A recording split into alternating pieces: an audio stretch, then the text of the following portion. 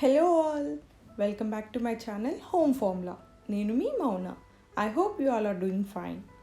ఈరోజు నేను చేయబోయే రెసిపీ ఏంటంటే క్యారెట్ రైస్. ఇది చాలా యమ్మీగా అండ్ చాలా డెలిషియస్గా ఉంటుందండి. ముందుగా దీనికి కావాల్సిన ఇంగ్రీడియంట్స్ ఏంటో ఒకసారి చూసేద్దాం.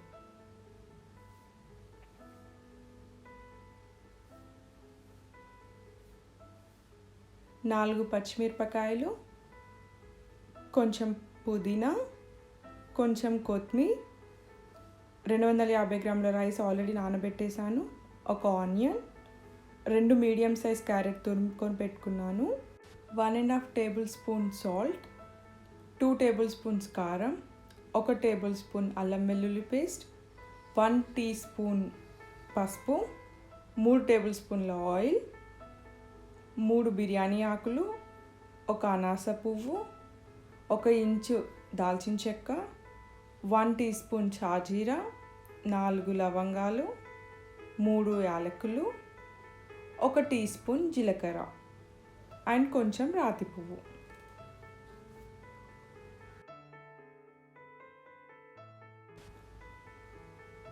ముందుగా స్టవ్ ఆన్ చేసేసుకొని ఒక ప్యాన్ పెట్టుకొని 3 టేబుల్ స్పూన్ల ఆయిల్ యాడ్ చేయండి. ఆయిల్ కొంచెం వేడయ్యాక మసాలా దినుసులన్నీ వేసేయండి. ఆ తర్వాత పచ్చిమిర్చి కూడా వేసి ఒకసారి కలిపి 1 నిమిషం పాటు దాన్ని అలా ఫ్రై అవ్వనివ్వండి. ఫ్రై అయిన పచ్చిమిర్చిలోకి ఆనియన్స్ కూడా యాడ్ చేసుకుందాము. మీకు ఆల్రెడీ చెప్పాను కదా, ఆనియన్స్ తొందరగా ఫ్రై అవ్వాలంటే కొంచెం సాల్ట్ యాడ్ చేయాలి అని. సో ఇప్పుడు మనం ఒక 1/2 టేబుల్ స్పూన్ సాల్ట్ యాడ్ చేసుకుందాం. అలా యాడ్ చేసుకున్న దాన్ని ఒకసారి మంచిగా మిక్స్ చేసేసి ఒక 2 నిమిషాల పాటు ఉడకనివ్వండి. ఆనియన్స్ ఉడికిపోయాక పుదీనా యాడ్ చేసుకుందాము. మీకు చెప్పడం మర్చిపోయా, కరివేపాకు కూడా యాడ్ చేసుకోవాలి కొంచెం. అది 1 నిమిషం పాటు ఉడికాక ఇప్పుడు 1 టేబుల్ స్పూన్ అల్లం వెల్లుల్లి పేస్ట్ అండ్ 1 టీ స్పూన్ పసుపు కూడా యాడ్ చేసుకొని ఆ పచ్చి వాసన పోయే వరకు మంచిగా ఫ్రై చేసుకోండి.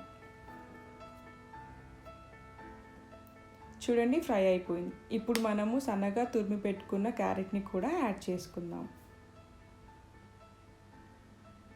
ఒకసారి మంచిగా మిక్స్ చేసేసుకోండి. దాన్ని అలా ఒక 2 నిమిషాల పాటు ఉడకనివ్వండి.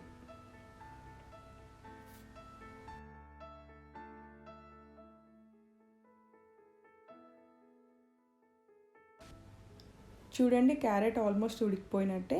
సో ఇప్పుడు మనము 2 టేబుల్ స్పూన్ల కారము and 1 table spoon salt add చేసుకుందాము.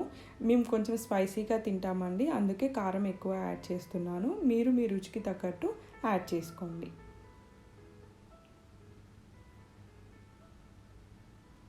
నేను ఇప్పుడు 1 కప్ రైస్ తీసుకున్నాను కాబట్టి 1 కప్కి 2 కప్ల వాటర్ యాడ్ చేస్తున్నాను.